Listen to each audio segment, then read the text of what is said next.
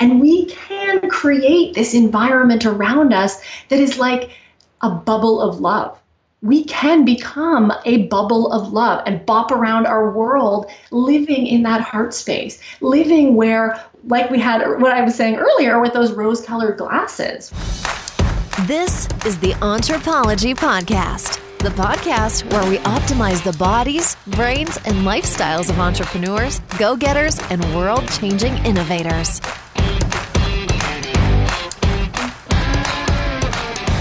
Welcome to the Anthropology Podcast. I'm your host, Dr. Megan Walker. As an anthropologist and naturopathic doctor, I optimize the health and performance of badass women working to change the world as entrepreneurs and go-getters. You know, people exactly like you. Your business, body, balance, and inner badass, these are the themes that we are exploring. Before we jump into the interview, I want to invite you to join our free Facebook community, Legacy. If you want to be something amazing, you need to surround yourself with amazing people. The Legacy community is made up of badass women living, not leaving, but living our legacy every single day. We are leaders, parents, entrepreneurs, and innovators collectively committed to leaving the world better than we found it. My mission is to support the health and optimization of these badass superheroes, literally to places we never thought imaginable. If you are on a mission and get it that your health is the key to your unlimited potential, then join us. We are super awesome. You can find us on Facebook at www.facebook.com/groups/BE Legacy. See you there. In the spirit of badass, I have invited my first guest. Well, not my very first guest, but the first time I have re-invited a guest onto the podcast. I'm really excited to sit down again with my very dear and old friend, Jen Oliver. Jen is someone I went to high school with. We played basketball together in high school. She played. I watched her. She's amazing. Her energy is compelling. Her attitude is positive and has always been positive. And she is the founder of Love Fit Mama and the author of the new book, The Love Fit Mama Way. Jen's mission in life is to empower women, postpartum women in particular, to find themselves and their inner strength, how to harness a mindset that brings you abundance, how to discover play every single day, and how to create this coherence and energy with respect to your heart and your capacity to love and its implications on your health. This is big. The interview was amazing. We spent time talking about the physiological implications of our attitude, our mindset, our capacity to actually control the electromagnetic field around our heart. We talked about the ideas and how we get to a mindset that brings us positivity, that brings us gratitude, and that brings us abundance on a daily basis. Jen is smart, she is articulate, and she has a lot to say about empowering women and how to be completely acceptable of the mindset that holds us back. The interview was compelling. It is one of my absolute favorites, and it is my pleasure to once again introduce you to my friend, Jen Oliver. Jen Oliver, welcome back to the Anthropology Podcast. Hey, thank you for having me, Meg. Well, this is the first time I've ever done this. You are my first repeat guest. I'm so happy that you are back here, and so much has happened since you were on in our very early days and infancy. Can you just give us a little bit of a recap on what you are all about and then what's gone on in the last 18 months? Oh, absolutely. Well, you know what? In the last 18 months, I have followed your podcast since I was last on, and I love it, Meg. So thank you so much for all that you're doing for so many. It is absolutely incredible listening to you. You are so inspiring. Oh, you're sweet. Jen Oliver, thank you. I am a core transformation coach. And right now I am a speaker, author, and a podcaster myself. So I'm the founder of Fit Mama Global, and I educate, inspire, and help transform busy women into loving fit mamas by restoring their core, igniting their passion, and designing their ideal reality. But what I'm most passionate about, Meg, is actually supporting new moms to love their bodies and love their lives. Why not, right? Well, that's just that. Exactly. Exactly. So over the last 18 months, I think, we came back from our trip around the world with the girls, my husband and I. So that was a lot of fun. And I have since written and published my first book, The Love Fit Mama Way. So that has been something. I have absolutely loved the experience of not only writing the book. I mean, I've been researching the content that has gone into the book over the last, I'd say, 10 to 15 years, plus obviously my life that I poured into it and all my experiences of my whole life. But it really was an experience, kind of putting it all in one place, all the research that I had and done and read and experienced over the last 15 years, in one place. It was such a fun experience. So that was what I've been spending most of my time doing, other than hanging with my kids who are now 5 and 6, Wow. which is awesome. I know, my baby turned 5 and it was like, oh my goodness, we are stepping into a different phase here. So I've been enjoying all the phases and just really enjoying the age that the kids are at. I know your girls are around the same age and they're so darn cute, aren't they? I know it is fun. Everyone says that every stage gets better and better, but it's kind of true. I like very, very little babies. And yes. And then there's I don't know, like a 14-month period where I'm like, ugh, it's a lot of work. And then it just it gets really interesting again.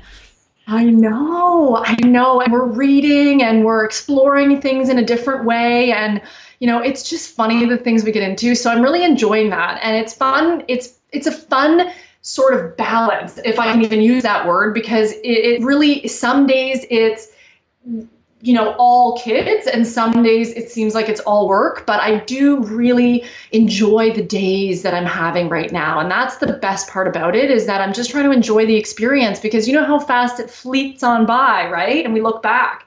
And that's the big thing, is that Chris and I look at each other and we're like, it's been 2 years since we came back from our trip.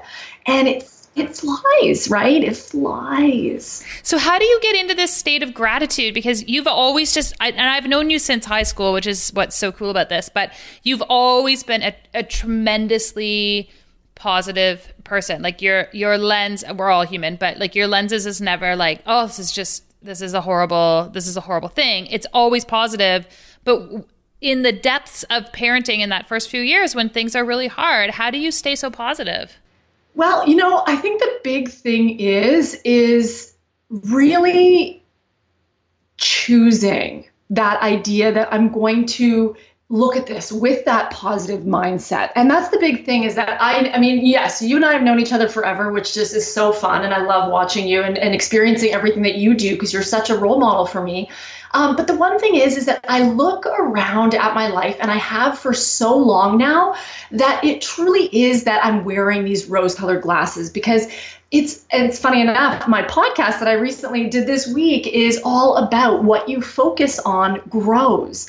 And it's just that. I'm looking for things to be positive about. I'm looking for things to be grateful for truly all day long. And it's funny because I notice my mind, I'm an avid meditator, but I'm also really into mindfulness. And so I'm always kind of watching my own thoughts. And I think as a young person, that's what led me to study psychology and how the mind works, and how my mind works different than your mind works, and her mind and his. And I just love learning. And I think when you look at it through a lens where I'm just being open-minded, I'm being curious, I'm experiencing life, I'm not forcing what I think life should be like upon myself. I'm just choosing to feel good and experience and love the things that are already happening, and then more of those show up.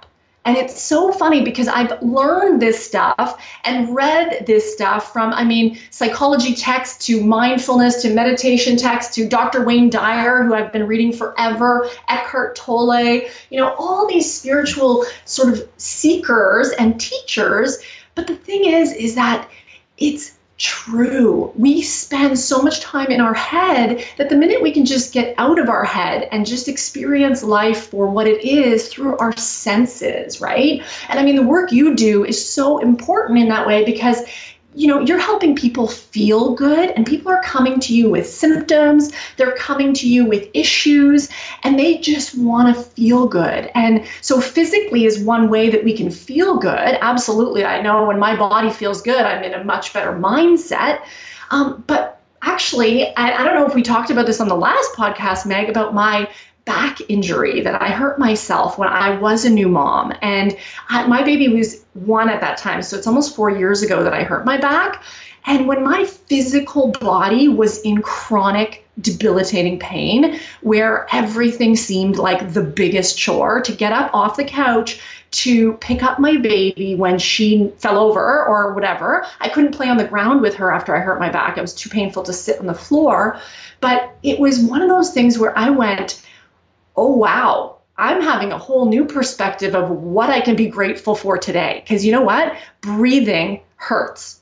And when my physical body is in so much pain, it gives, all of us, it gives us an opportunity to go, okay, well, if that one thing is taken away from me, what else can I find gratitude in? What else can I find to be positive about? Because our mind, God love our minds, and I love studying our brains, but it's really interesting because what they do is they want to keep us safe, and they want to look for danger and problems and scary things ahead, which is where we get a lot of our, monkey mind from. What are we worrying about? We're worrying about something that may never happen, right? We're worried about the past when we can't change it.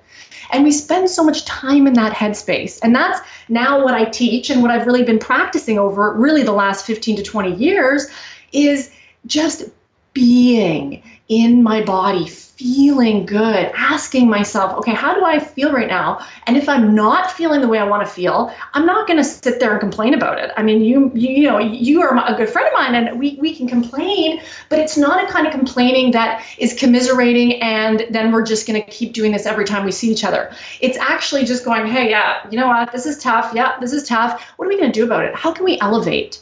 And that's what I really, really find to be what I love about working online, being on the internet, having such a small world where we can be a part of a network of high vibe women and just be upping the game, really saying, you know what, we're just going to start being grateful and feeling good every day. And that's surely going to rub off on the people around us, right? Absolutely. And you made such a good point about, you're just in your body and you're feeling what's happening in your body. Where do you start with women who go, yeah, I hang out in my head because my body is so uncomfortable. I don't like how it feels after having a baby. I don't like how it looks after having a baby. Like it's just sort of denial of everything below the shoulders. What do you start with?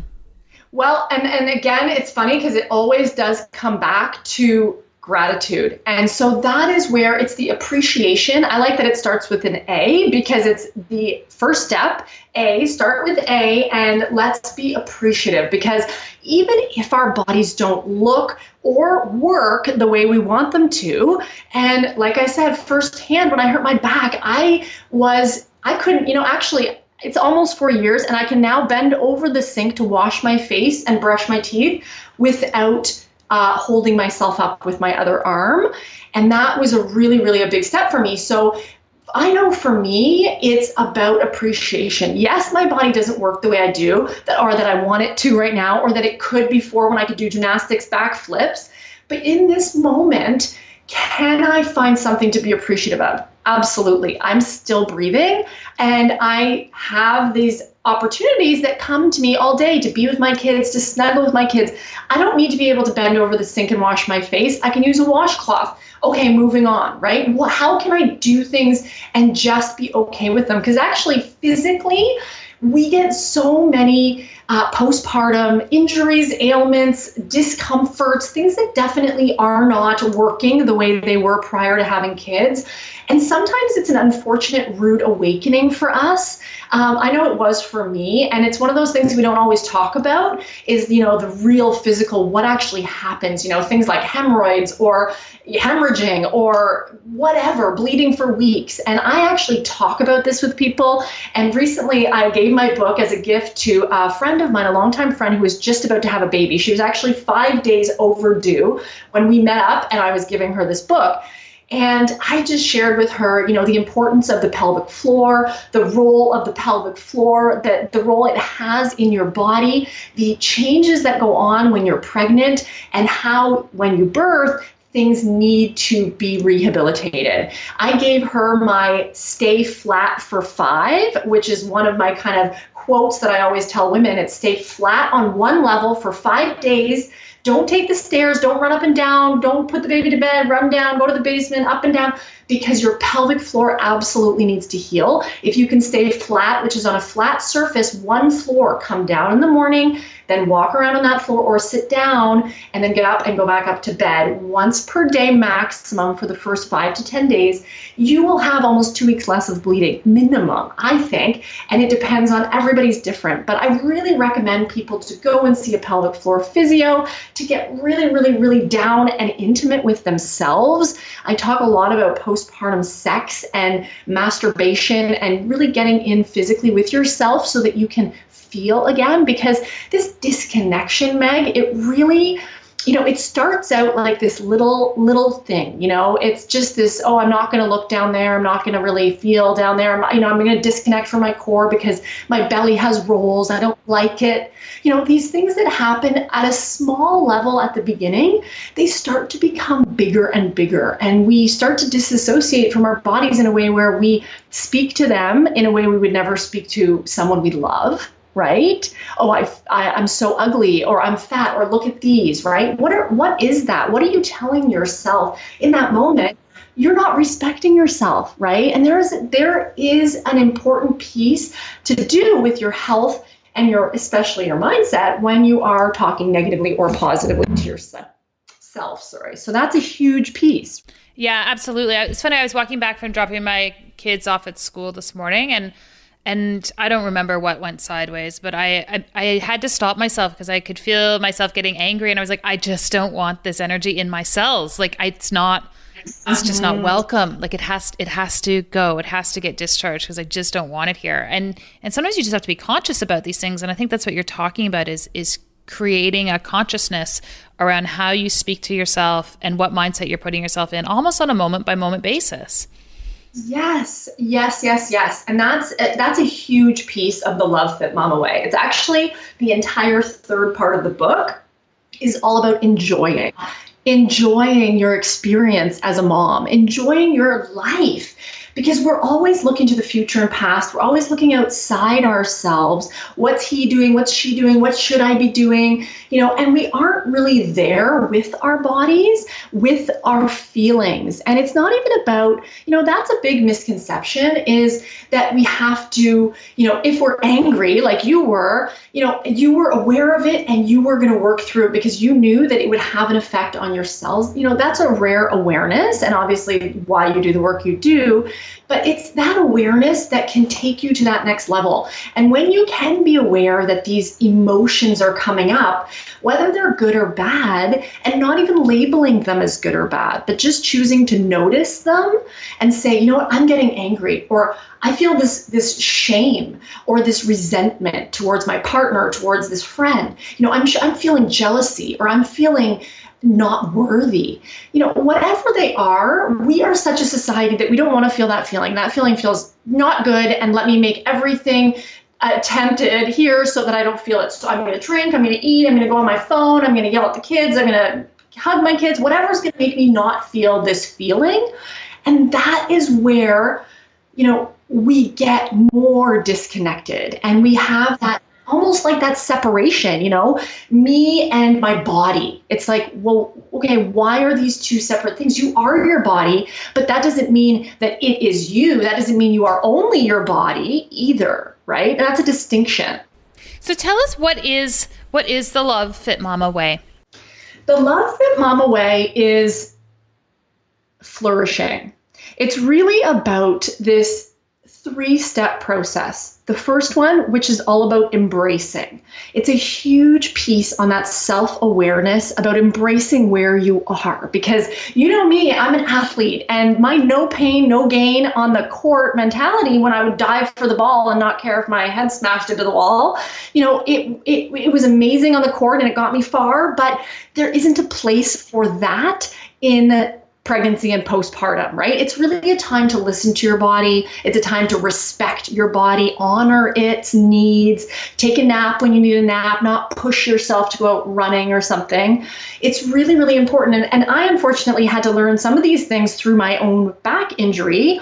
But it really is, that second step is all about nurturing. So it's about nurturing you now, not nurturing the you that you thought you had this great body and you would love it then, but if it's gained weight, you're now not going to honor it in that same way. It's really that self-care piece. And then the third step is all about enjoying, as I mentioned. So it's really that self-love piece that I talk about. So I talk a lot about the heart because there's a lot of evidence out there in the literature that shares the heart coherence. I don't know if you're familiar. I'm sure you know HeartMath, the HeartMath Institute. They do a lot of work on heart coherence. And this is actually the vibration and the electromagnetic field that emanates from the heart. And this is why I talk so much about love. And this is why it's not just about the physical and the fitness and the mindset and all that stuff, because that stuff is important. But it's really just one piece, because it really all comes down to what I call the heart and the core. And the book is called The Love Fit Mama Way, Transforming the Core of Motherhood. And it's really just an awareness piece. It's like the Tao, the new way of being, of this more present, more aware, giving yourself permission to just have a nap, go to yoga instead of bust yourself at the gym, or go bust yourself in the gym instead of sleep through your alarm when you know that is or isn't the best thing for you. So it's really, it's a new way of being, Meg. And it's like, this is kind of like my, quote unquote, new Bible for new moms, because there isn't a lot about what I write about in here all in one place. I mean, I talk a lot about the nervous system because we, as new moms, I mean, our nervous systems are at their absolute max capacity when we think about being in fight or flight after we have a new baby or when we're pregnant, right? If any little thing were to happen, we're in top-notch freak out mode, right? Totally. Our nervous systems are at the absolute brink. When we're going through the process of being pregnant, postpartum, having a new baby, there are so many elements of fear that come into play. And in the book, I talk about, my fears around giving birth and how I never even wanted to read any of these books or look at any videos or do anything about the birthing process. I was really, truly in some kind of denial, even though I had a growing belly, that I was going to have to push this thing out, right? I was like, what the heck? How am I going to do that, right? I was in panic mode. And I talk in the book how I did EFT, also known as emotional freedom technique, or tapping.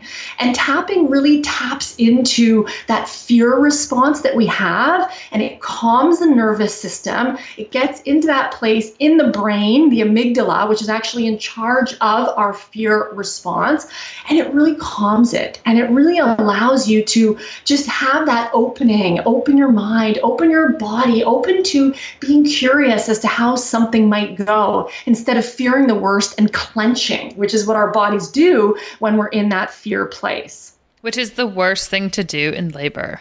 Mm-hmm. And I was very fortunate because I came across all this stuff, and I had been reading a lot of this stuff for years, and no one had really put it all together for me in the way of my own birth and my pregnancy experience. I talk about my doula. She was a huge influence on me.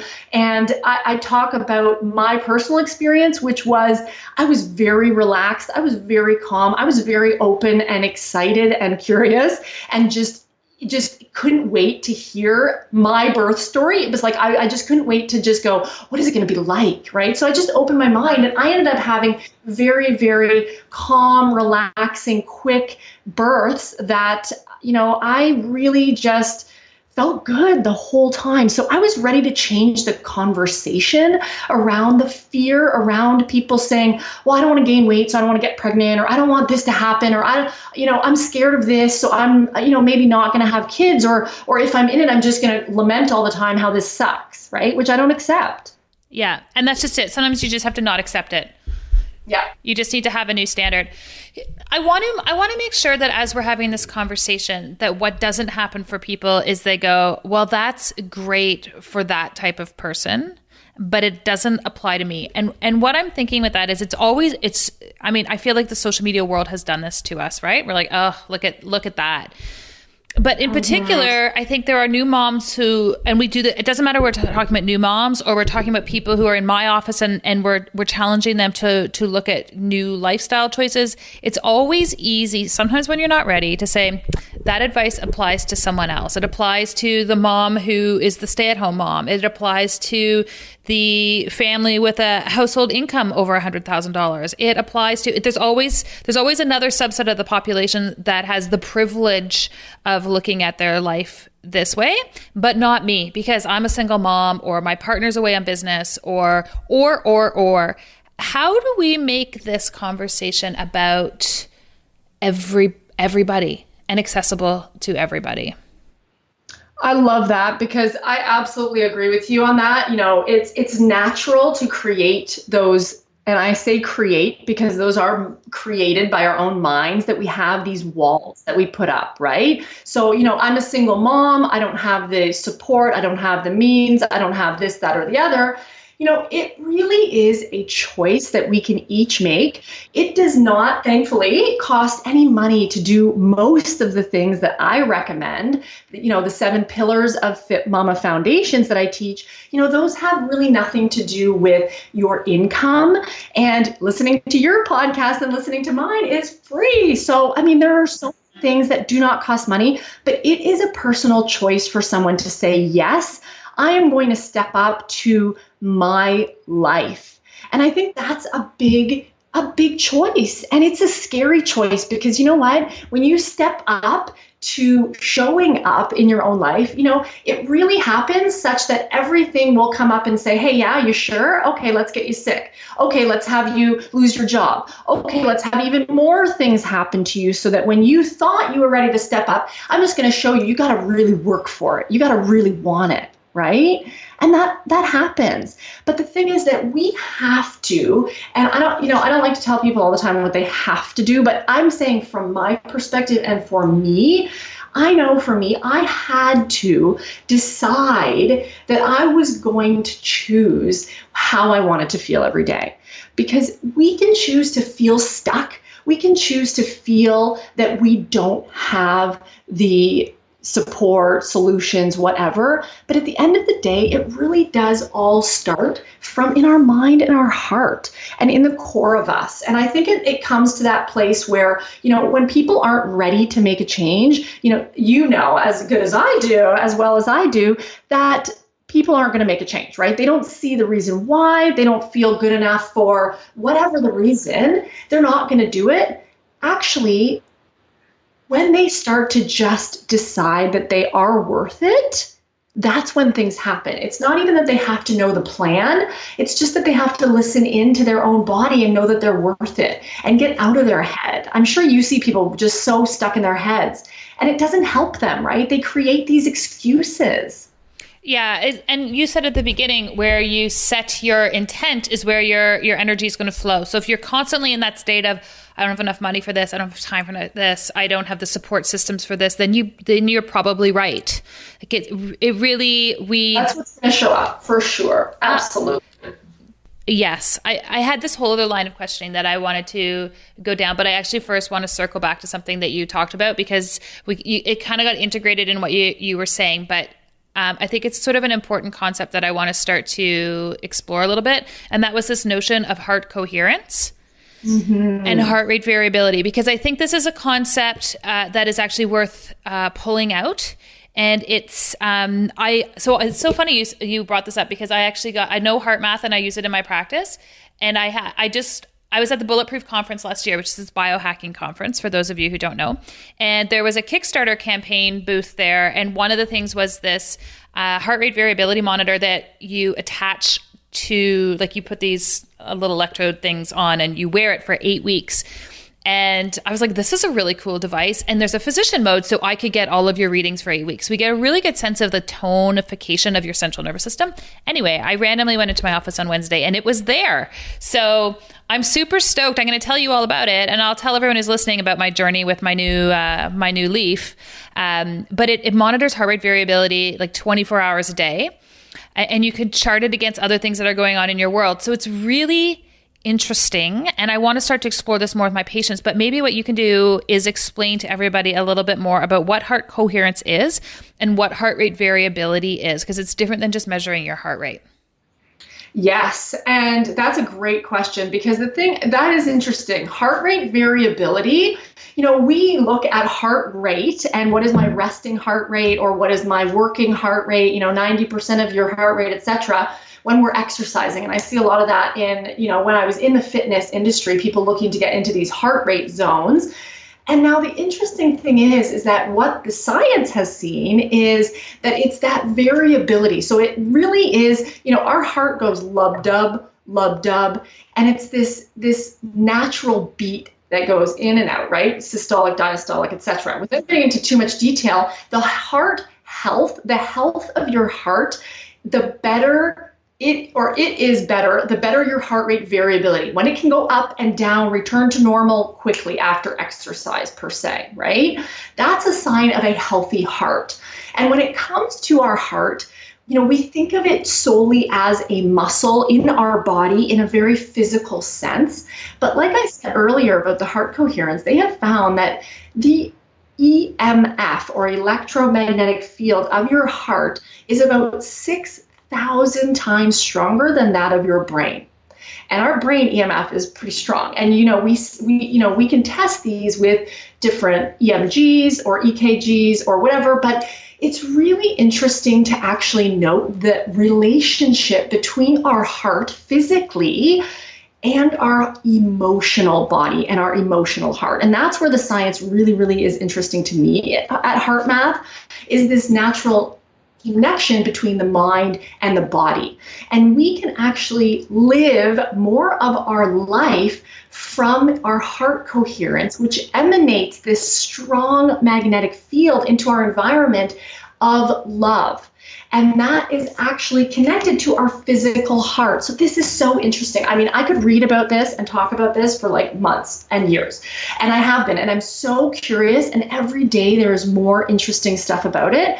What I specifically teach around it is for people to understand this connection, that if they can concentrate their mind and body energy on the physical heart space. So, our heart is located in the left side of our body. If we can focus even just by putting our hands over our heart, we can start to get into that heart space, I call it. So without using, heart coherence, I even just talk about heart space. And covering your hands on your chest connects you with your heart, which is naturally going to raise your vibration. And, when it comes to physics itself, we are all just moving particles when you really look at everything under a microscope, right, Meg? And it's so interesting that we have these physical matter, like the table, and then we have this electromagnetic field that is really still just wavelengths and vibration of cells bumping up against each other in different ways. And we can create this environment around us that is like a bubble of love. We can become a bubble of love and bop around our world, living in that heart space, living where, like we had what I was saying earlier with those rose-colored glasses, right? And that is a practice. It's just like a meditation. It's like anything else that you can practice and get better at.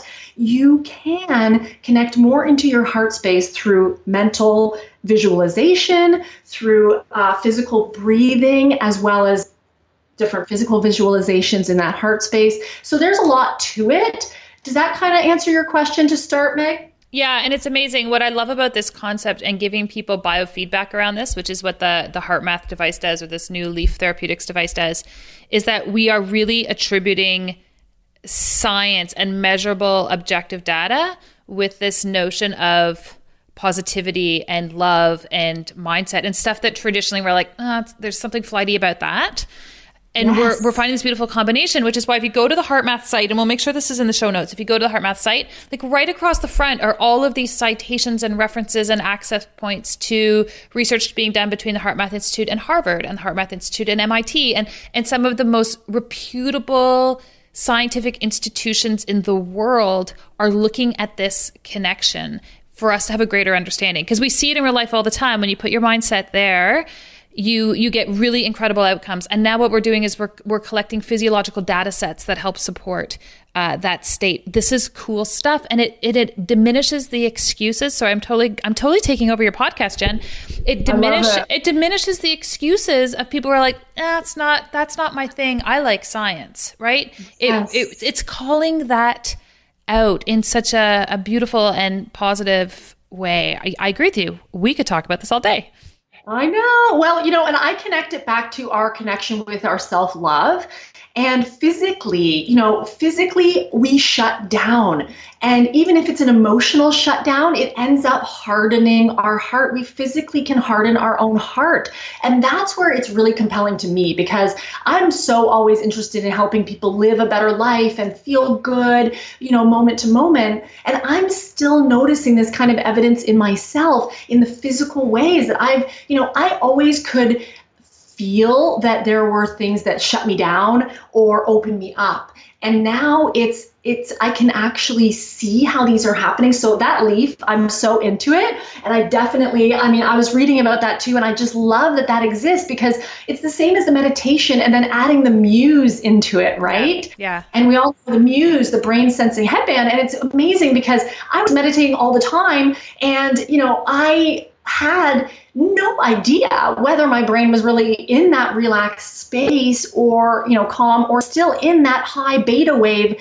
Oh my God, I'm thinking about today, tomorrow, the future, my to-do list, my kids, et cetera, et cetera. And it's amazing getting that feedback. So that is so cool. I know I love wearable technology and the way science is going to inform us that we can actually learn from and then choose different behaviors, because it empowers us. We like to know why and how and what to make our behavior change, right?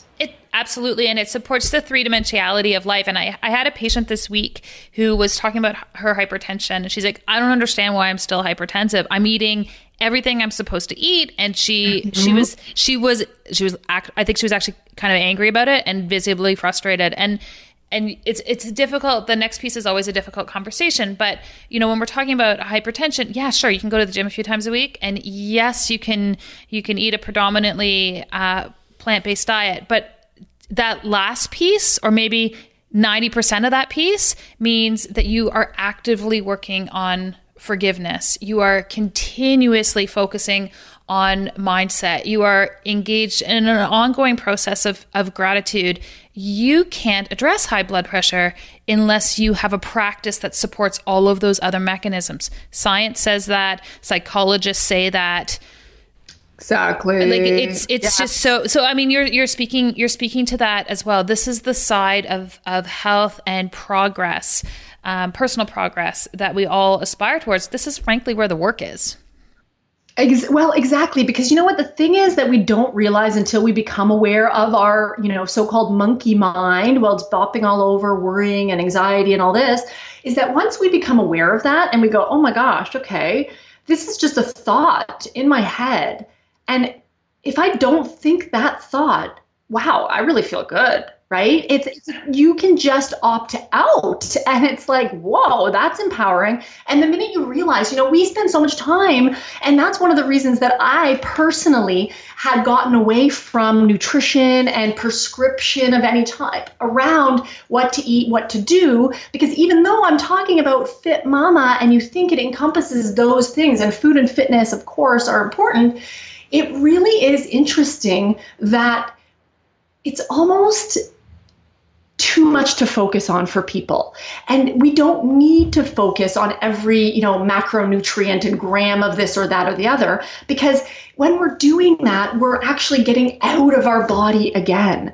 And if we did a prescription that was so much easier than this plant-based diet or paleo or a AIP or whatever, it doesn't even matter. It matters most if you are just getting out of your headspace into your heart space. And like you said, starting to forgive, starting to opt out of blaming others and just starting to take responsibility. And if we were giving things like a prescription of gratitude for every single day, that is where huge value can come back. And I'm not saying, the nutrition is not valuable, because absolutely it is, and we all know that, but it's more emphasis is needing to come. And now that the science is catching up, it's because it's saying yes to that, because we don't have to sit there and read another nutrition article that says, well, that superfood is not that super this week. And, it makes people so paralyzed when we know the literature is out there that being in a positive mindset, forgiving people, being in appreciation and gratitude, and all of those things, if you're doing those, you can't be thinking about how bad your day is going, because you're just appreciating. So it actually just replaces, instead of making you create this whole other job for yourself. Yeah, I love these concepts, and the energy and ease and the process that you have around explaining them and integrating them for people. I want to talk a little bit about your business, because what is so obvious, well, I already follow you, but what would be so obvious to me if I was listening to this is, oh gosh, like where do I find more about what Jen Oliver's up to and engage with her energy? And so, but behind that energy, you have built an entire business. You've published a book in the last year. You have a very significant online following. Can you, because we have so many entrepreneurs on this podcast and in our audience, can you talk a little bit about your actual business model? Because you're the perfect example of someone who's found their passion. They're living their dream. Like, what you see is what you get. And this is sort of the holy grail for so many lifestyle entrepreneurs.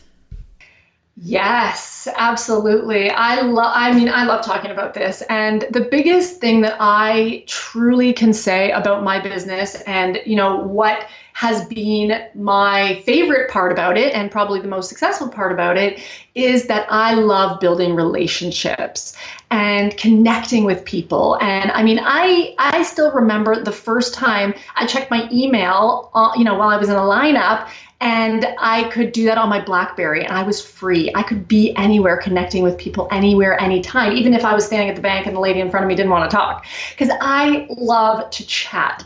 But I also am very much a good listener, and I do really learn and listen and get so much from working with clients. That is really what keeps me going, is working with the Fit Mamas. I do have private clients, which I've had to slow down now because I'm doing so much with my book. But I love, love, love connecting with the clients that I do have.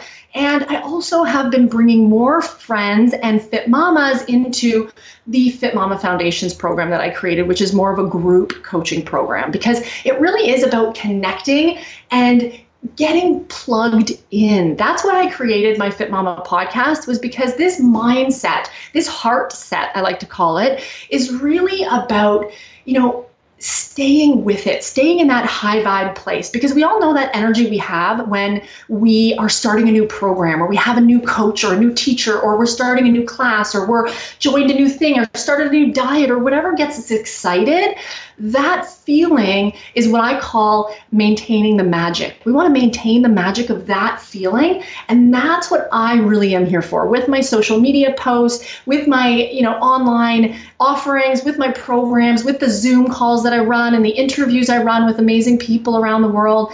It's about plugging in to that high vibration, to that high frequency life where it's not about excuses. It's about taking responsibility and going for what you want, unapologetically being you.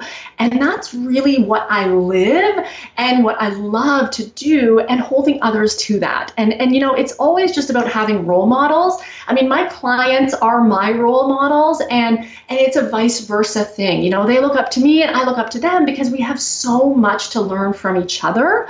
And that's what really, is my biggest passion in my business. So thankfully, I have a great team that I work with. I have a virtual assistant who does a lot of stuff for me. I spend my time with my kids. Other than that, when I'm doing my work, it's during the day, and I do really outsource a lot of stuff that I can. One of the biggest pieces that I love to do on my own is my social media. connecting in my group specifically, because it's those relationships and connecting and constantly asking and answering people's questions so that we can all learn from each other, because that sharing is really where that next level goes. And that's what I love about, the people that I follow online, people like you that are bringing that high vibe out there and setting those new standards, like you said. And I mean, I love the podcast that you had done on the business of becoming with Lori. That was a great one. Oh, that was so fun. That was so inspiring. And it's women like you guys that inspire me and, allow me to then inspire more people. And it's really this giving cycle. And that's what I love about the online space, especially in the health and wellness, because we are all really there to share the same message of feeling good, of being healthy, and what that means to you. It doesn't have to be this one gold standard. It's just all of us understanding that everybody's life is different, and it's about accepting ourselves. And then there's no place from where we can judge others, so we don't have to.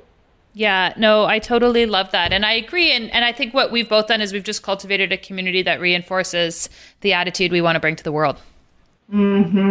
Exactly. Yes.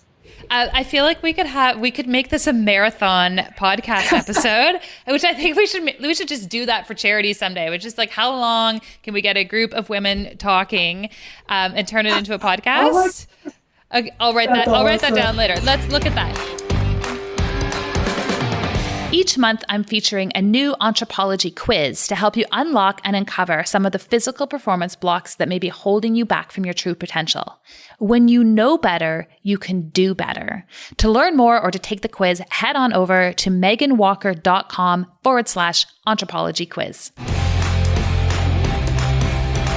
In the meantime, because we're not going to do that to people today, I want to get a little bit of a sense of how you live your life on the background of everything else that you have going on. And so I've taken you through some of these questions before, and some of them have shifted.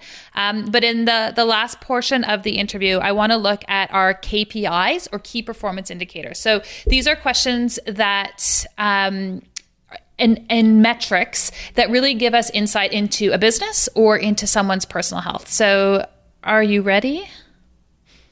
I'm ready. Okay. Take us through your morning routine. I'm not even going to ask if you have one, because I already know you do.